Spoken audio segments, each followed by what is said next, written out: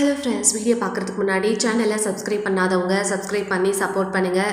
நம்ம விஜய் மல்லி ஸ்டோரியில் ஒரு வழியாக நம்ம வெண்பா குட்டி கிடச்சிட்டாங்க. இப்போ அடுத்ததான் இந்த ராஜியும் நிஷாவும் வேறு ஏதாவது சதி பண்ணி விஜய் மல்லியை பிரிக்கிறதுக்கு முன்னாடியே நம்ம மல்லி தயவு செஞ்சு இன்னைக்கான எபிசோடில் அந்த ப்ரெக்னென்சி நியூஸை விஜய் கிட்ட சொல்லிட்டா நல்லா இருக்கும் அப்படின்னு நினைக்கிறவங்க இந்த வீடியோக்கு ஒரு லைக் கொடுங்க. ஏன்னா ஏற்கனவே ரொம்ப தாமதமாயிடுச்சு. இந்த விஷயத்த விஜய் கிட்ட இருந்து மறைக்கிற ஒவ்வொரு நாளுமே அது மிகப்பெரிய ஆபத்துதலாக போய் முடியும் அப்படின்றத நம்ம மல்லி இந்த ஒரு தருணத்திலேயாவது நினச்சி பார்க்கணும்.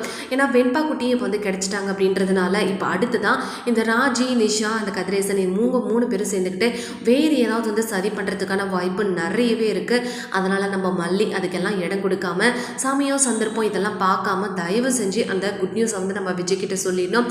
விஜய் அந்த நியூஸை எப்படி எடுத்துக்க போகிறாரு அப்படின்ற பல எதிர்பார்ப்புகள் நம்மளோட மனசில் இருக்குது. ஏன்னா எபிசோடில் கூட பார்த்தீங்கன்னா நம்ம மல்லி தான் வெண்பா குட்டியை காப்பாற்றினாங்க அப்படின்னு தெரிஞ்சது உடனே குற்ற உணர்ச்சியில் விஜயோடைய முகமே மாறி போயிடுச்சு.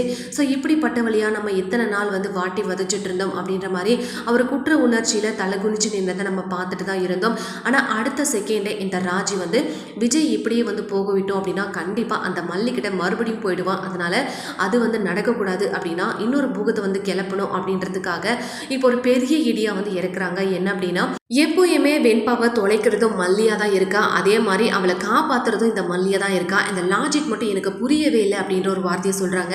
இதை கேட்டுட்டு எல்லாருமே ஷாக் ஆகி நிற்கிறாங்க. ஆனால் இப்போ நம்ம மல்லி ஒன்றும் சும்மா இல்லைங்க, சும்மா இந்த ராஜியோட நெத்தி போட்டில் அடிக்கிற மாதிரி ஒரு பதிலடி கொடுத்துருந்தாங்க. என்ன அப்படின்னா என்னோட பொண்ணுக்கும் எனக்கும் இருக்கிற அந்த பந்தத்தை வார்த்தைகளால் யாருக்கும் சொல்லி புரிய வைக்க வேண்டிய அவசியம் எனக்கு இல்லை, அதே மாதிரி அதை நிரூபிக்கணுன்ற அவசியமும் எனக்கு இல்லை அப்படின்ற ஒரு வார்த்தையை சொல்லியிருந்தாங்க. உண்மையாலுமே அந்த வார்த்தை 100% உண்மைதான். ஸோ அம்மா பொண்ணுக்குள்ளே இருக்க அந்த பாசத்தை யாருக்கும் நிரூபிக்க வேண்டியது தேவையில்லை.